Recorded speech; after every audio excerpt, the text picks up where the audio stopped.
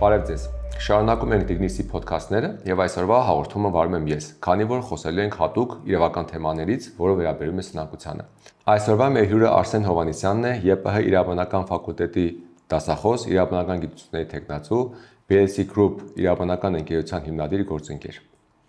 Բարև ձեզ Արսեն։ Բարև ձեզ։ Շնորհակալ եմ, որ ընդունել եք մեր հրավերը, քանի որ այսօր շատ կարևոր հարցի մասին ենք խոսելու, այն է սնանկությունը։ Դուք գիտեք, որ սնանկությունը շատ սպეციფიկ իրավական բնագավառ է եւ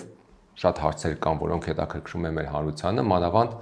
ֆիզիկական անձանց սնանկության հետ կապված, քանի որ այս վերջերս բավական շատացել են դեպքերը եւ ֆիզիկական անձինք սնանկության վարույթ մտնելով փորձում են ազատվել իրենց վրա առկա պարտքերից։ Մի մասը դա անում են դիտավորյալ սնանկության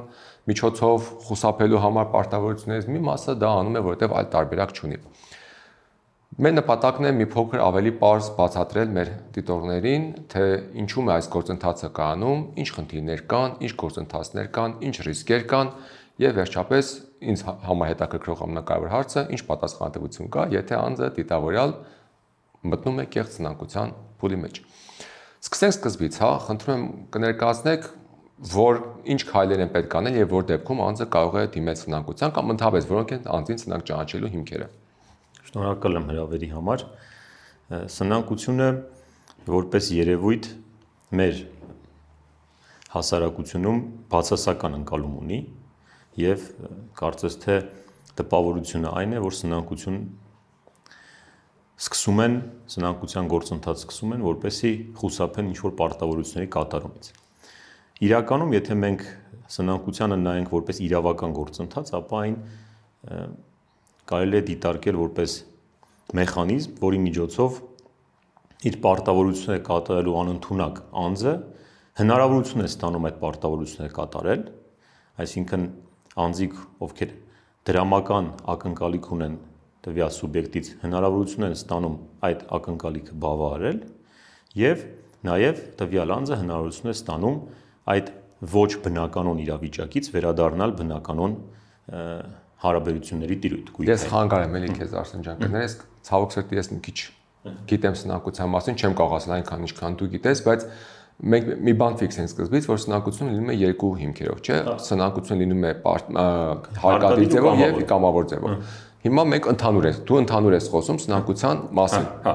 Հիմա ընդհանուր եմ խոսում սնանկության մասին որպես երևույթ եւ հիմա արդեն կանրադառնամ սնանկության հիմքերին։ Սնանկության հիմքը սնանկ ճանաչելու համար անհրաժեշտ է, որպեսզի անձը լինի անվճարունակ։ Անվճարունակությունը այն հատկանիշն է, որը պայմանավորում է անձի սնանկ լինելու հնարավորությունը։ Այսինքն անվճարունակությունը հիմքն է, սնանկությունը գործընթացը, որը սկսվում է դատանի վճռի հիման վրա։ Հայերեն ասած, անձը չպետք է կարողանա իր պարտավորությունները կատարել։ Այո, անձը ի վիճակի չէ կատարել իր ուրեմն վճարային պարտավորությունները։ Ընդ որում շատ կարևոր է նկատի ունենալ, որ անձը կարող է ի վիճակի չլիներ կատարել իր վճարային պարտավորությունը անգամ այն դեպքում, եթե ինքը ունի գույք։ Հետևաբար այդ տեսանկյունից անվճարունակությունը այո վերջինս անկարողությունն է դրամական վճարային պարտավորությունները կատարելու։ Ով է որոշում, որ անձը չունի այդ վճարունակություն։ Նման որոշում կայացնելու բացառիկ հնարավորություն իրավասությունը պատկանում է դատարանին, սնանկության դատարանին։ Հայաստանի Հանրապետությունում միայն սնանկության դատարանը կարող է վճիռ կայացնել անձին սնանկ ճանաչելու վերաբերյալ։ Բայց հիմա օրինակ կարող եմ ես դիմել դատան եւ խնդրել, որպեսզի Արսեն Հովհաննիսյանին ճանաչեն սնանկ։ Ոչ։ Իհարկե ձևական առումով հնարավոր է նման դիմում ներկայացնել, սակայն այդ դիմումը կմերժվի, եթե առկա չլինեն օրենքով նախատեսված անհրաժեշտ հիմքերը։ Ինչպես արդեն նշեցի, առաջին չափանիշը անվճարունակությունն է, որը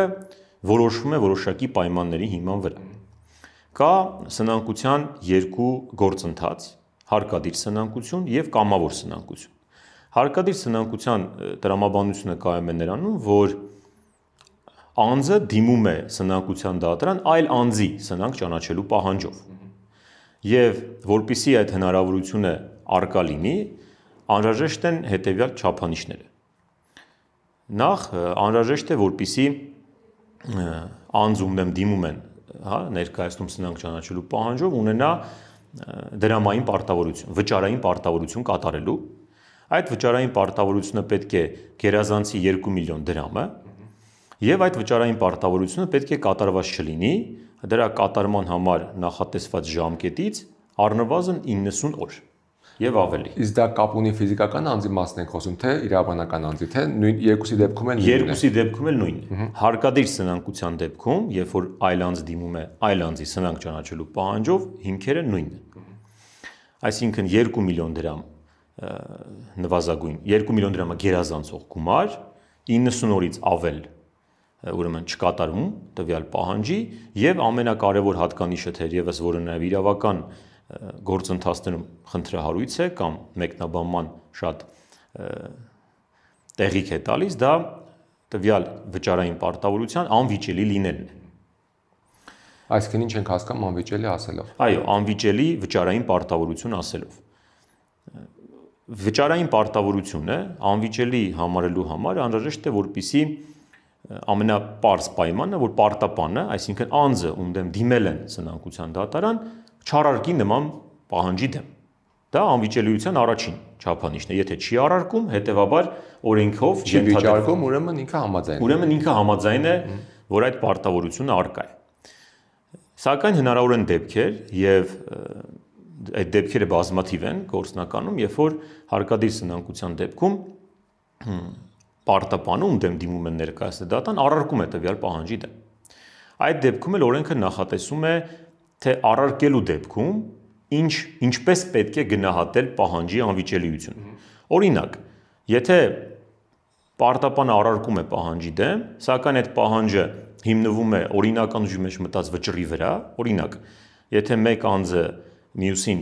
գումար է պարտք 3 միլիոն դրամ, եւ այդ պարտքը արձանագրված է վճռով, օրինական ուժի մեջ մտած, եւ 90 օր ինքը չի կատարել պարտավորությունը, եւ վճիրն օրինական ուժի մեջ մտնելուց հետո 90 օր շարունակ չի կատարել այդ պարտավորությունը, ապա իրեն դեմ կարող է սնանկության դիմում ներկայացվել։ Այդ դեպքում, եթե պարտապանը առարկում է, ապա վճարային պարտավորությունը կարող է վիճարկելի համարվել, եթե պարտապանը հաշվանցի, ուրեմն հնարավորության մասին դատարանին ցույց տա։ Այսինքն ապացուցի, որ կա եւս մեկ պարտավորություն, որը ունի իր նկատմամբ այն մյուս կողմը ով պահանջում իրեն սնանկ ճանաչել, եւ այդ պարտավորությունը դատանը կգնահատի, կքննարկի եւ կպարզի, արդյոք դա բավարար հիմք է, որպեսզի դիտի այս մի պարտավորությունը, որով մյուս կողմը եկել մտել է, ոչ վիճելի կամ ոչ վիճելի։ Այո, այսինքն նույն մեր օրինակի պարագայում, երբ որ 3 միլիոն դրամ պարտավորության մասին է խոսքը, պարտապանը կարող է առարկել, ասել ոչ։ Դիմողը ինձ էլ 2 միլիոն դրամ է պարտք, սա էլ փոխառության պայմանագիրը, որ ինձնից այդ պարտքը վերցել է, սա էլ բանկային փոխանցում է։ Խնդրում եմ դատարան դիտարկել, որ առկա է հաշվանցի հնարավորություն։ Այսինքն դատարան չի դիմել այդ 2 միլիոնը բռնագանձելու պահանջով, դա դատարանի համար հիմք է, թե հիմք չի։ Դատարանը գնահատում է հաշվանցի հնարավորությունը։ Սնանկության դատարանը իրականում դատական պրակտիկան այնպես է ձևավորվել, որ վերջինս նյութայրավական վեճ չի քննում եւ չի լուծում, այսինքն ինքը չի պարզում ով է ճիշտ, ով է սխալ, կարևորը որպեսի պարտապանը տվյալ իրավիճակում համոզի դատարանին, որ առկա է հաշվանցի հնարավորություն, թե ինչպես կիրացվի այդ հնարավորությունը արդեն սնանկության դատարանի տիրույթից դուրս է։ Ես մի հատ հարց տամ, էլի Արսեն ջան, տեսեք ասում եք 2 միլիոն դրամ պետք է լինի անվիճելի պարտավորություն։ Հիմա եթե անձը, ֆիզիկական անձը կամ իրավաբանական անձը էականչի ունի գույք, դրամական միջոցներ 100 միլիոն դրամ, բայց ինչ որ մեկին պարտք է 2 միլիոն դրամ։ Այս պարտատերը մտել է դատարան, ստացել է դատական ակտ, մտել է օրինական ուժի մեջ, 90 օր անցել է, կարող է դիմել սնանկության պահանջով։ Այո, կարող է դիմել։ Եվ անձը կճանաչվի սնանկ, անկախ նրանից, որ ինքը ունի 100 միլիոն դրամի գումար, դրած բանկային հաշվին, եւ դատանը կճանաչի սնանկ։ Այո, դատանը կճանաչի սնանկ փաստացի անվճարունակության հիմքով, որովհետև այն դրամական պարտավորությունը, որի նվազագույն շեմը օրենքը նախատեսում է, չի կարող պարտապանը կատարել։ Դա սնանկ ճանաչելու հիմքն է։ Դատարանը չի գնահատում սնանկ ճանաչվող սուբյեկտի գույքային դրությունը։ Կարող եմ մատ այսպես իրավիճակ պատկերացնել, որ անձը մեկին պարտքա 2 միլիոն դրամ, մեկ ուրիշին պարտքա 200 միլիոն դրամ։ Ու ինքը ունի 100 միլիոն դրամ գույք։ Որպեսզի այն 200 միլիոն դրամի փողը չտա, գումար կամ 200 չի պարտ, քիչ է պարտ, էական չի։ Փողը չտա, այս 2 միլիոն դրամանոցին ասում արի գնա դու ինձ դիմից սնանկ ճանաչի։ Ես կգամ կընդունեմ այդ պարտավորությունը, կդառնամ սնանկ, որ այն 200 միլիոնին, այսպես ասած, գցենք։ Այո, ձեր նշած օրինակը գործնականում հնարավոր է։ Իսկ պրակտիկորեն դες բաներ հնարավոր է անեն թե ոչ։ Այսինքն դատանը ինքը պետք է նայի տեսնի իրականում այս անձին դիտավորած սնանկության են գնում մեկ ուրիշին, այսպես ասած, խաբելու համար, թե բավարար է որ հիմ փաստը հետեցնում է եւ ասում է դու սնանկ ես։ Իրականում սնանկության դատարանի գործառույթը գնահատել անվճարունակության հատկանիշների առկայությունը։ Եթե անվճարունակության հատկանիշները առկա են առերևույթ, ապա սնանկության դատարանը ինչքան էլ ինքը տեսնի կամ համոզված լինի, որ այստեղ ինչ որ խնդիր կա, եթե չլինեն ակնհայտ հանցագործության մասին վկայող հատկանիշներ, ապա վերջինս պետք է կայացնի վճիռ սնանկ ճանաչելու մասին։ Շատ լավ։ Մի քիչ խոսենք ֆիզիկական անձանց մասին, որովհետև ֆիզիկական անձինք ոնց որ թե այս պայն մեզ ավելի են հետաքրքրում։ Իրավական անձանց այսպես ասած իրանք ավելի հարուստ մարմիններ են, կարող մարմիններ են, իրենք ունեն թանկի վճարվող իրավաբաններ, որոնք իրենց թող խորհուրդներ տան։ Տեսեք, ֆիզիկական անձանց դեպքում եւս շատ հաճախ գործում է այն կանխավարկածը, որ ֆիզիկական անձը սնանկ է ճանաչվում խուսափելու համար տարբեր պարտավորություններից, որոնցից հիմնականը բանկերի հանդեպ ստանձնած վարկային պարտավորություններն են։ Ես ճիշտ հասկացա, որ ֆիզիկական անձը, եթե բանկը չի դիմում անձ ֆիզիկական անձին սնանկ ճանաչելու պահանջով, ինքն է կարողանում ինքնուրույն դիմել եւ ինքնուրույն սնանկ ճանաչվել եւ մտնել նույն սնանկության վարույթի մեջ։ Այո, դա արդեն կամավոր սնանկության կառուցակարգն է եւ դուք ճիշտ նշեցիք,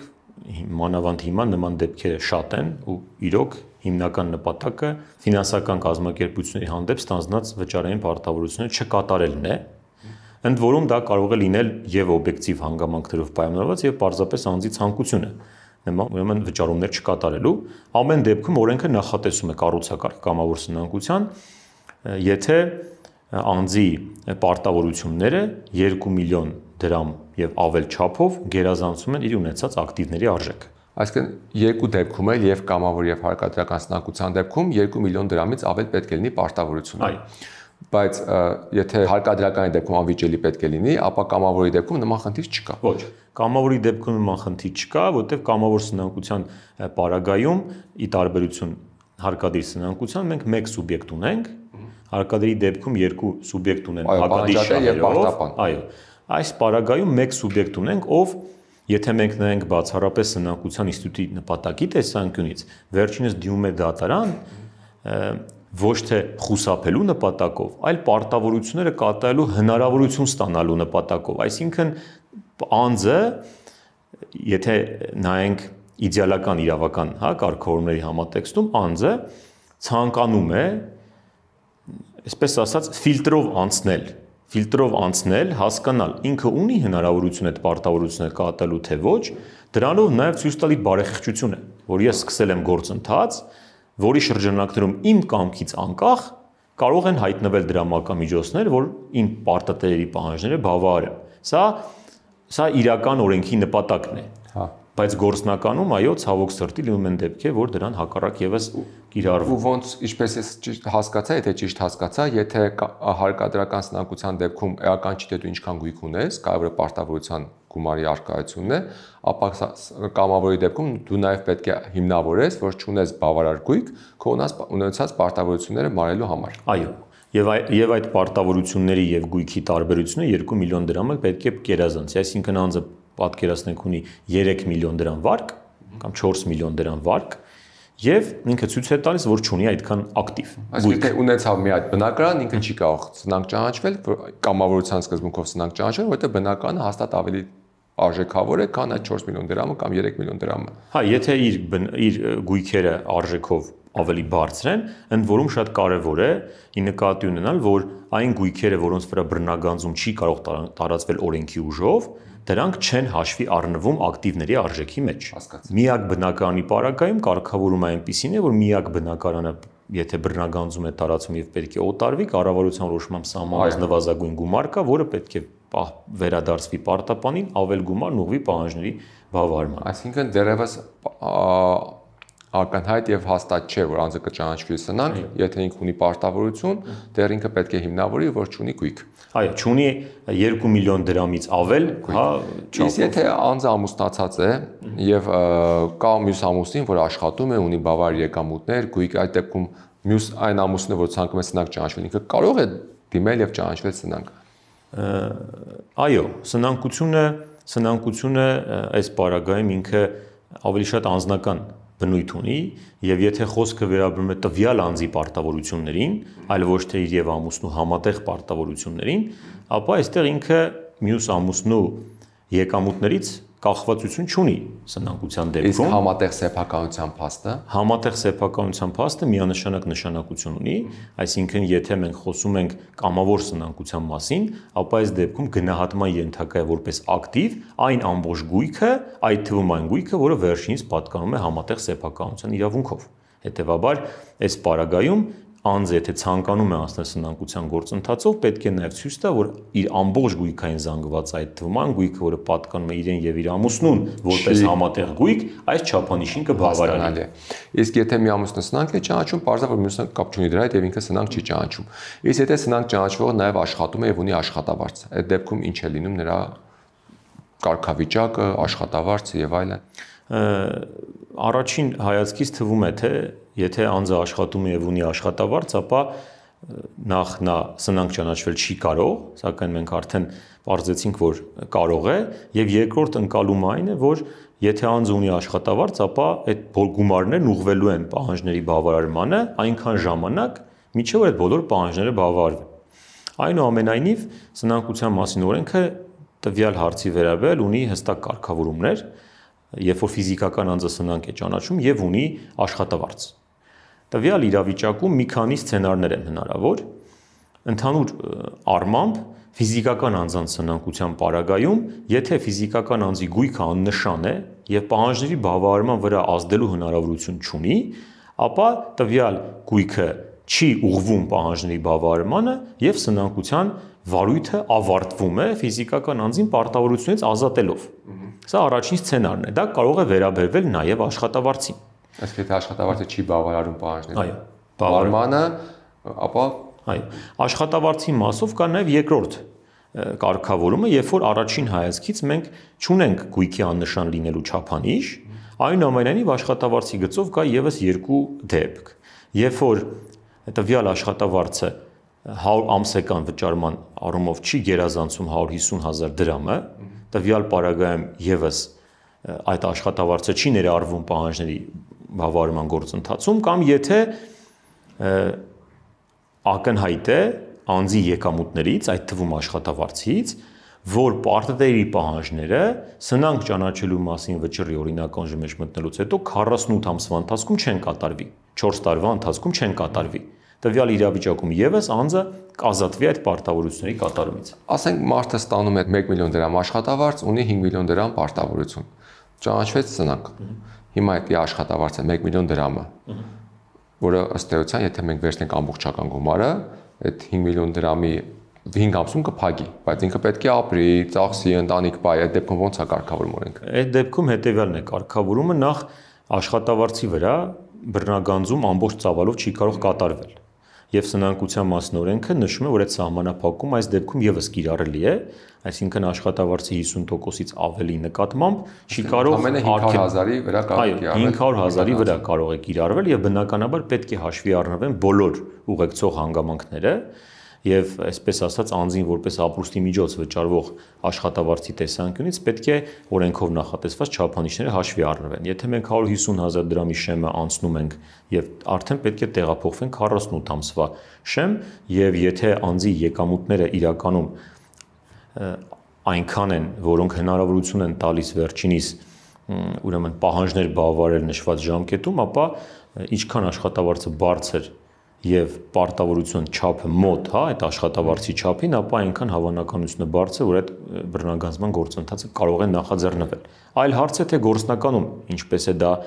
կատարվում, օրինակ, եթե խոսքը ֆինանսական պարտավորությունների չկատարմանը, բանկերի առջև ստանձնած պարտավորությունների չկատարման, ապա դատական պրակտիկայում գերազանցապես տվյալ դատական գործերն ավարտվում են գույք կամ էլ եկամուտներ չունենալով։ անձի մոտ, շատ որոշ դեպքերում նաև այդ աշխատավարձի չափանիշով, սակայն եթե եկամուտը շատ մոտ է պարքի գումարին եւ կա հավանականություն, որ բարբերական բռնագանձում կատարելով աշխատավարձի պահանջներն արագ կմարվեն, ապա դատարանը կարող է շարունակել սնանկության վարույթը։ Ես մի հատ ընդհանուր բան հարցնեմ կամ ասեմ, էլի ընդհանրապես ես հասկանում եմ, որ սնանկության հիմնական նպատակը մեկն է։ Ոչ թե անձին ազատել պարտավորություններից, այլ ունենալ որոշակիություն եւ որոշ դեպքերում հնարավորություն տալ պետությանը միջամտել, տվյալ դեպքում սնանկության կառավարիչների դատարանի միջոցով այն սուբյեկտի գործունեությանը, որը իրականում ունի պարտավորություններ, չի կարող դրանք ճիշտ կառավարել եւ մարել պարտատերի պարտքերը։ Եվ պետությունն ասում է, գիտես ինչ, ես հասկանում եմ, որ դու լավ չես աշխատում, արի ես կնշանակեմ սնանկության կառավարիչ, որին կհսկի դատարանը, որոնք քեզ կօգնեն առողջանալ, այսինքն հիմնական նպատակը կլինի նաեւ պարտատերի պարտավորությունները մարելը, եւ եթե չկարողացար մարել, ուրեմն եթե դու ընկերություն ես կգնաս լուծարման, եթե ֆիզիկական անձ ես, ուղղակի քո մասով կավարտվի սնանկության վարույթը եւ դու ըստ էության կառողջանաս եւ կդառնաս նոր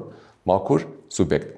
Ճիշտ եմ, չէ՞ հասկանում։ Նպատակը դա է։ Նպատակը դա է։ Բայց նաեւ կա հակառակը, որ շատ հաճախ անձինք, ինչպես սկզբում ասացինք, դիմում են սնանկության ոչ թե պարտատերի պահանջները ողջամիտ ձևով բավարարելու համար կամ որոշակիություն ունենալու համար, այլ դիմում են սնանկության զուտ պարտավորություններից խուսափելու համար։ Եվ կարող է իսկապես ինչ-որ բայ բացահայտվել, որ այստեղ անձը գնաց է դիտավորյալ սնանկության առանց նման հիմքերի առկայության կամ հենց իմանալով, որ ինքը եթե շատ պարտավորություններ ստանձնի չի կարողանալու դրանք մարել, սակայն ինքը ընդունել վերցել է պարտավորությունները մի մտքով, որ կգնամ սնանկության եւ այդ պարտավորությունները բոլորը կվերանան եւ ես էլի կարող եմ հանգիստ ապրել։ Այսինքն կեղծ սնանկություն է լինում։ Այս դեպքում ինչ ռիսկեր կան եւ ինչ հետևանքներ կարող են առաջանալ սուբյեկտների համար։ Այո, նման իրավիճակները եւս հաճախակի հանդիպում են պրակտիկայում, երբ որ անձիկ մտածում են, որ շատ պարտավորությունների առկայությունը նրանց համար հնարավորություն է ստեղծում սնանկության վարույթով նման պարտավորությունների կատարումից ազատվել։ Բայց այստեղ կա շատ կարևոր հանգամանք, թե այդ պարտավորությունները ինչու են այդքան շատ առաջացել։ Եթե անձը ի սկզբանե ունեցել է մտադրություն կամ գիտակցություն, որ ինքը այդ պարտավորությունները կատարելու հնարավորություն չունի եւ ստանձնում է, որպեսզի հետագայում սնանկության վարույթով դրանցից ազատվի, ապա այստեղ անձը մտածելու կարիք ունի իր ոչ միայն գույքային ապագայի, այլ նաեւ անձնական ազատության մասին, որովհետեւ նման դեպքերը քիչորեն պատժելի են։ Իհարկե դժվար հիմնավորվող քրեիրավական, գործիքակազմի տեսանկյունից դժվար հիմնավորվող, սակայն հիմնավորման պարագայում էական բացասական հետևանքներ առաջացնող գործընթաց է, հետևաբար բոլոր նրանք, ովքեր նման գործընթաց են ցանկանում նախաձեռնել, պետք է նախ դրա բոլոր ռիսկերը գնահատեն եւ ինչու է սա նաեւ կարեւոր, որովհետեւ դուք շատ ճիշտ նշեցիք, որ պետությունը որոշակի գործիքակազմով միջամտում է տվյալ գործընթացին եւ այդ գործիքակազմը, որը կիրառվում է, նաև ենթադրում է որոշակի ռեսուրսների կիրառում պետության կողմից։ Պետությունը ներդրել է գործիքակազմ, որի վրա ծախսվում են բյուջեի միջոցները, այդ թվում։ Եվ այդ գործիքակազմի կիրառման ժամանակ, եթե պետությունը տեսնում է, որ անձին օգնելու գործիքը, որտեղ սնանկությունը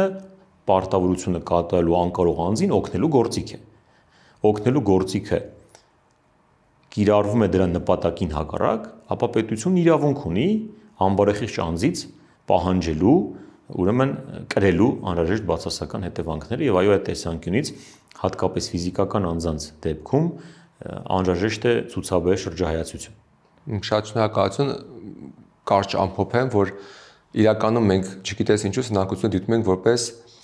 ինստիտուտ, որի նպատակն է խուսափել պարտավորություններից, բայց իրական սնանկությունը ինստիտուտ է, որի նպատակն է աջակցել սուբյեկտին ավելի լավ աշխատել, ճիշտ ծախսել այն գումարները, որը ինքը ունի, հնարավորինս մարել պարտավորությունները եւ փաստորեն իրական սնանկության նպատակը սուբյեկտին առողջացնելն է, ոչ թե լուծարելը կամ պարտատերին, այսպես ասած, առանց ոչ մի բանի թողնելը։ Եվ ես կներեք, այս առումով հիշեցի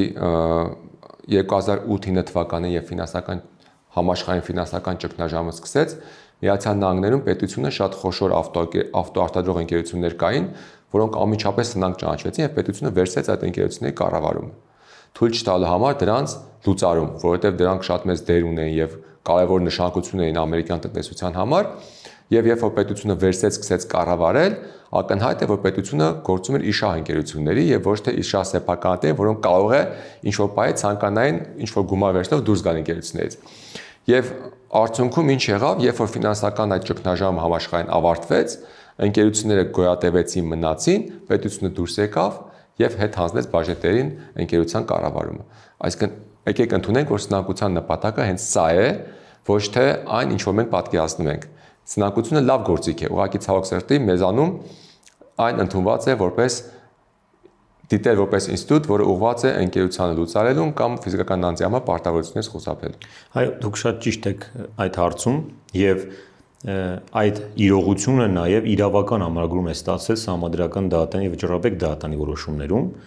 այսինքն մեր դատական պրակտիկայում, իրավական պրակտիկայում հստակ է, որ սնանկությունը երկու նպատակ է հետապնդում. բավարար պարտադիր պահանջները եւ բարեխիղճ պարտապանին վերադարձնել բնականոն հարաբերությունների տիրույթ։ Շնորհակալ եմ Արսեն հետաքրքիր հարցազրույցի համար։ Ես ձեզ հիշեցնեմ, որ այսօր մեր հյուրը Արսեն Հովհաննիսյանն էր, ԵՊՀ իրավաբանական ֆակուլտետի դասախոս, իրավաբանական գիտությունների թեկնածու, BLC Group ընկերության հիմնադիր գործընկեր։ Իսկ դուք մի մոռացեք գրել ձեր հարցերը մեր հաղորդման տեսանյութի տակ։ Մենք կշարունակենք սնանկության մասին մեր հաղորդումները, ենթադրում եւս մեկ տեսանյութով, սպասեք մեր հաղորդումներին, հիշեք, որ Dignisin աշխատում է ձեր համար, մենք պատրաստում ենք հաղորդումներ, որոնք կարևոր են ձեր իրավական գիտելիքները բարձրացնելու համար։